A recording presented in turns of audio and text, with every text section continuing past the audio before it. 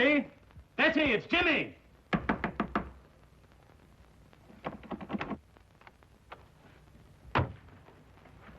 Mr. Durham, something's happened to Betty. Force the door open.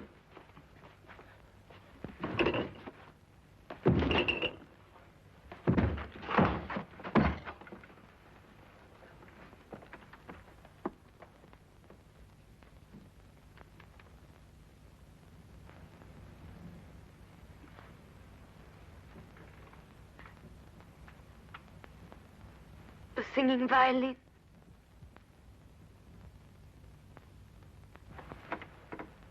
Betty, darling. The singing violin. It was here again. I saw it. I heard it. The singing violin. I heard it. Betty. I saw it.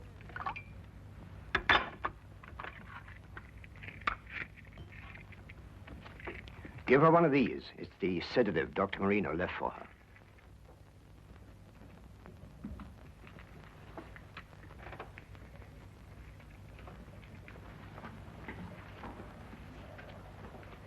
She will attend to my stepdaughter.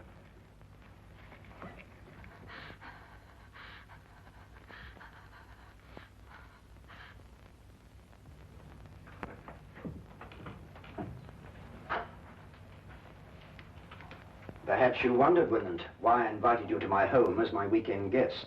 I thought our coming marriage, Betty's and mine, had something to do with it, sir. No. I wanted you to see for yourself why that marriage can never take place. I don't understand, sir. Are you blind, Willand? After what you've just witnessed, don't you realize that my stepdaughter is losing her mind? She never told me. Naturally. Dancing skeletons, headless men, and tonight, a singing violin. Surely, sir, it must be merely her imagination. Nightmares. But she insists the things that she sees are real. Positive proof of incipient dementia precox. I regret to have to tell you this, my boy. My doctor informs me that in a matter of weeks, if not days, Betty must be certified as hopelessly mad.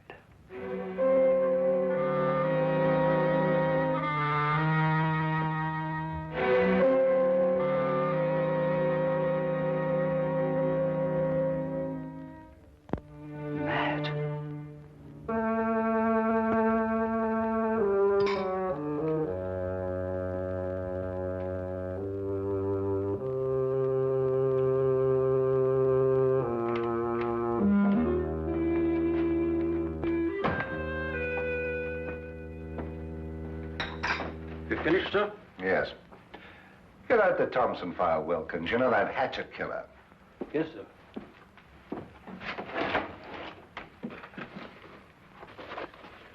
Mr. Holmes did a neat bit of work on that case, don't you think, sir?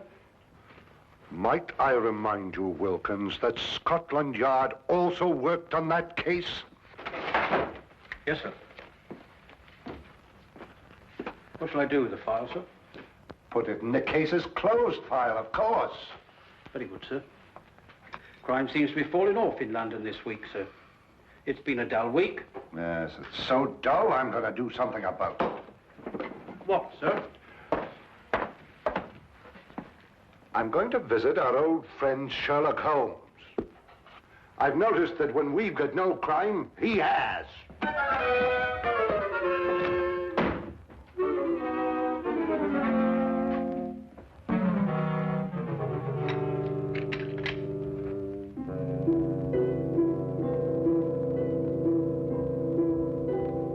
A beautiful girl having hallucinations.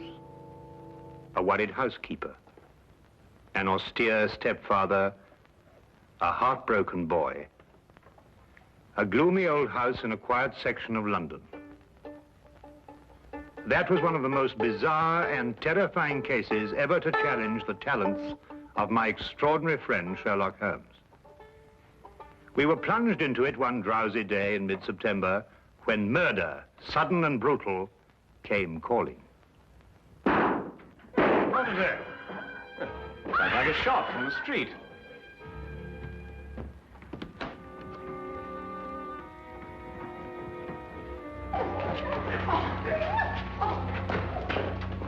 stand back there. Stand back, please.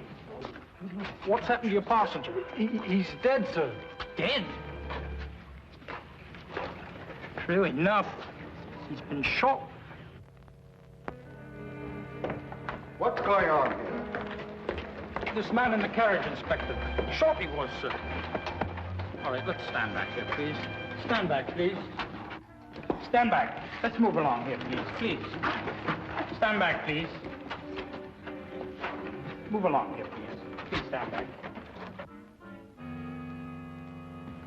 Move along here, please. Move along. Officer, Yes, sir. you take charge here. Yes, sir. All right, driver. What do you know about this? I don't know. We were about to have a visitor. Where? What do you mean, where? Yes, a young man, but he was murdered before he reached here. Murdered? How do you know?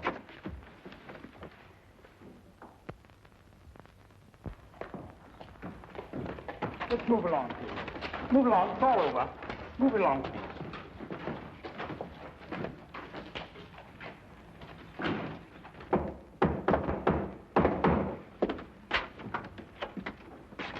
Oh, hello, Lestrade. I've been expecting you. I didn't know myself I was coming here until a few minutes ago. I suppose you also know why I came here? Murder. Both Dr. Watson and I heard the shot. I observed part of the proceedings through the binoculars. This was found in his pocket. Sherlock Holmes, 221B Baker Street. He was obviously employed by a tea and spice merchant.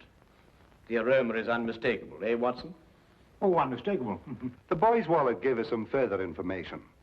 His name was James Winant. He lived at number 5 Crestwood Place. He was employed by Stackhurst and Durham, tea and spice merchants. Stackhurst. Stackhurst. Does the name mean something to you, Holmes? Well, it should. Stackhurst and Durham appears in almost every tin of tea sold in England. What was young Winant's business with you, Holmes? Winant. Durham. Ah. I've never heard of Winant before. Were you able to ascertain anything from the cabby? No, one of the passers-by heard him say, "The singing violin." The singing violin? No, that can't mean anything, I'm sure. Can't mean anything, Lestrade. Well, now, of course not. Get your hat, Watson. Well, where are we going, Holmes? To interview the murderer of Jimmy Winant, of course. You mean to say you know who killed him? Of course I do. Don't you?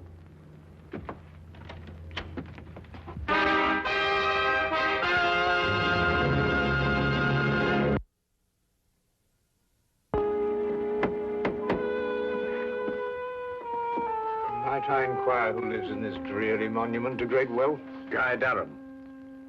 Durham. Wasn't he one of the partners of the firm that employed young Winant? Yes, the only surviving member. Stackhurst died 15 years ago. Holmes, you said we were going to visit Winant's murderer. I did. Yes? Good morning. I'm Sherlock Holmes, and this is Dr. Watson. I'd like a word with Mr. Guy Durham. Here is my card. I'll tell him, for all the good it'll do. He left word he doesn't want to be disturbed. Come in.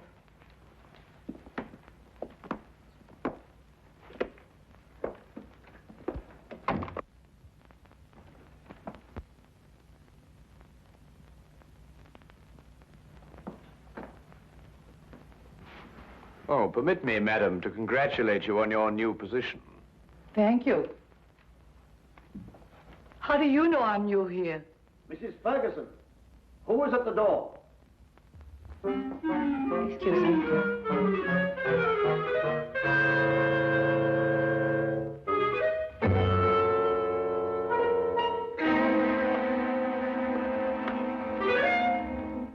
How did you know? Well, she was unfamiliar with the position of the curtain cord. She obviously hasn't been employed here very long. Oh, obviously. I'm sorry, sir, but Mr. Durham can't. What is the meaning of this? I'm sorry, sir. They pushed in before I could stop them. I must apologize for this intrusion, Mr. Durham, but it's imperative that I speak to you. Oh, very well. As long as you're here, what do you want? I take it you are Sherlock Holmes. At your service, sir. And this is my friend and colleague, Dr. Watson. Pleasure, sir. How do you do? Sit down. I regret to say that I am the bearer of bad tidings, Mr. Durham. Your prospective son-in-law was murdered not 2 hours ago. What? Winant murdered? But, Holmes... The engagement announcement of Miss Betty Durham and Mr. James Winant was published in the Times not 2 days ago. Mr. James Winant was on his way to see me when he was ambushed and shot. But what did he want to see you about? Don't you know Mr. Durham? No. Then perhaps Miss Betty, your stepdaughter, I believe. Yes, Betty is my stepdaughter. I adopted her when I married her mother. Perhaps she might be able to provide some information. I am sorry. I'm afraid I cannot allow you to see her. She has been in a highly overwrought frame of mind of late. Only this morning, under the advice of her doctor, I sent her away for a complete rest.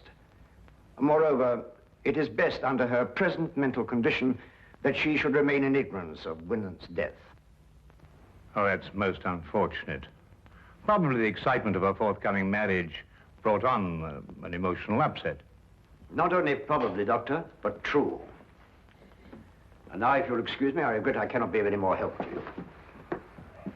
Oh, Mr. Durham, what is the name and address of your former housekeeper?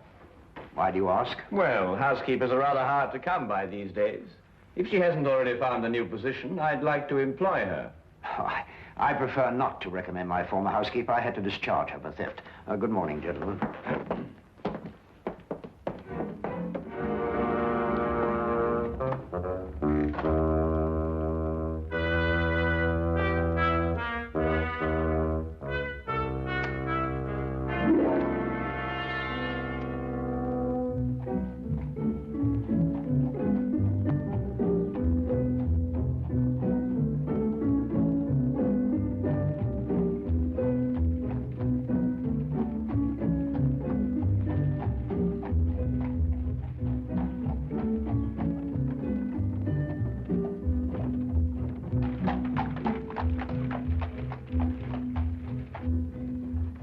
You believe Durham is the murderer, Holmes? Yes. Why are you so sure? Well, 15 years ago, Horace Stackhurst died in extremely mysterious circumstances. Stackhurst? Would that be the Stackhurst of Durham's firm? The same. Shortly after Stackhurst's death, his widow married Durham. And the widow is Betty's mother, I presume? Indeed, she was. But the mother herself died within a year, and Betty inherited a great fortune. Durham was appointed guardian until such time as Betty married. Oh, I'm beginning to understand. Tell me, Holmes, have you solved the mystery of Winant's dying words yet? The singing violin? Oh, well, that's really very easily explained, Watson, now that the... Ah, here we are.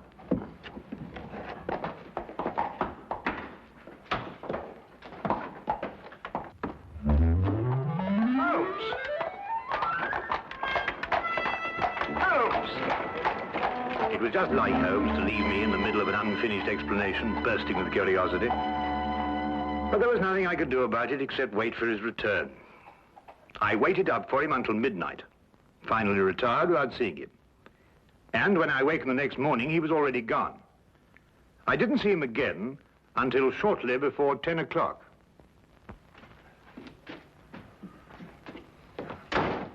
Hello, where have you been? Do you mind going to the window, Watson? What? I've got a surprise for you. Oh, Go on. all right.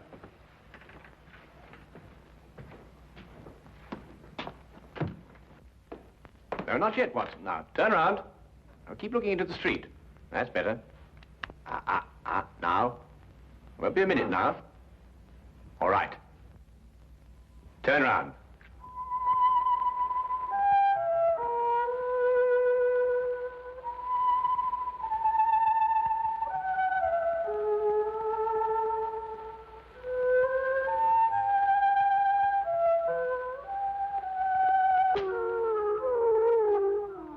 Well, what? A singing violin. Well, that's fantastic. Yes, a fiend with a diabolical mind, our Mr. Durham. Soap on the bow so that no sound should come from it, and this. Come along, Watson. Where to? To complete a plan which this time only you can effect. Oh, really? After you.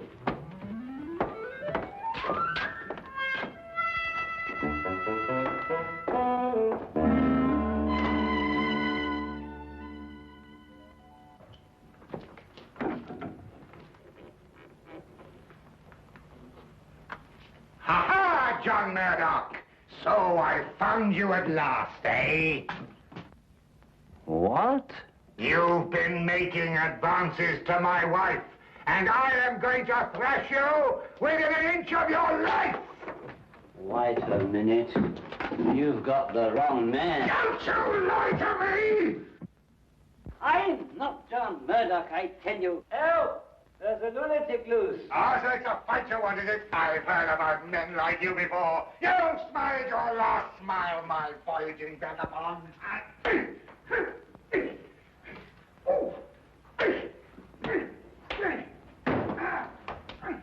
My answer is final, Durham.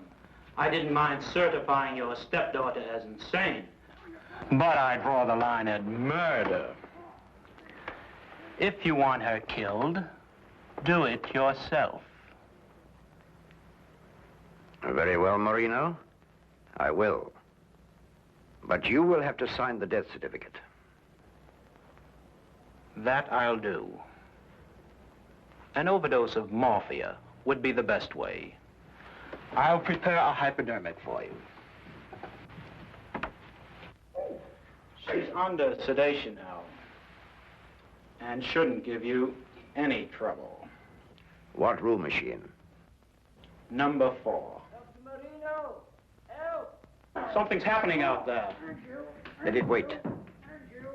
Give me the hypodermic.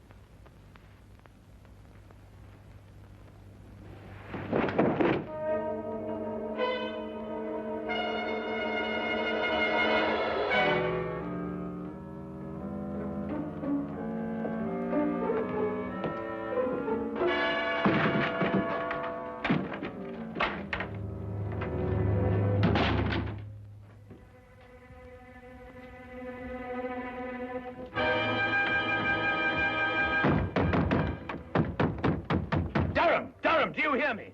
Don't dare touch that girl. Don't you dare touch her. Or by all I hold sacred, I'll kill you. Durham! Durham, do you hear me? Durham! Durham!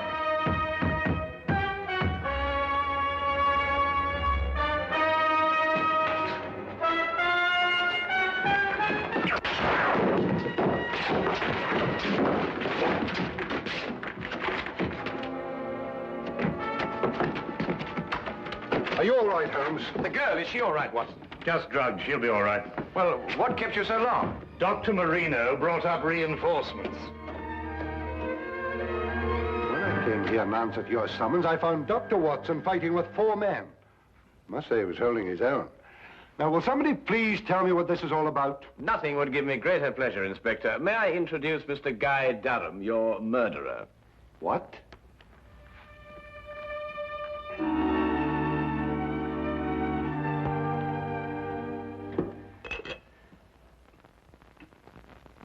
Well, of course, Watson. I knew Betty was in danger when Durham mentioned Marino. I met him before and knew he wasn't a doctor, but a charlatan. Tell me, Watson, how did Betty take the news of Jimmy's death? It came as a terrible shock to her, I'm afraid. Poor girl broke down completely. Well, she's young. She'll recover. And youth has a way of overcoming tragedy.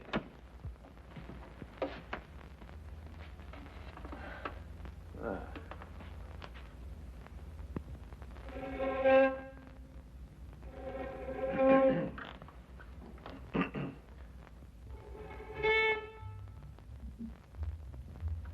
Oh, confound it. I completely forgot that I soaped this bow. It'll be days before I can play again. Really? A wonderful invention, soap. Has so many uses.